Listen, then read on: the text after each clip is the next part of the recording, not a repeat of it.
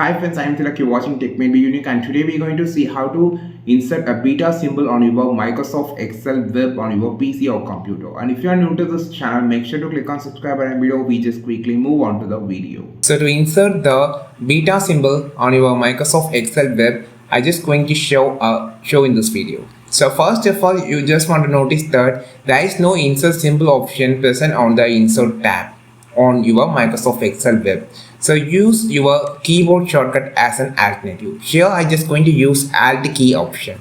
So you just want to press Alt key on your keyboard with 225. This is the code. So first of all, you just press the Alt key. Then type 225 and just leave the key. Automatically the beta symbol created. The same option, you just want to press Alt key and just type 225. You can just leave the Alt key. Automatically the beta symbol will be created. This is how you just create a beta symbol on your Microsoft Excel web. So by this Alt key option, there is a solution for every symbols that you can create if it is not available. So you just comment below which symbol that you just needed, and we will meet in the next video with the super valuable content. This is Tilak signing off from Tech May Be Unique. Have a wonderful day.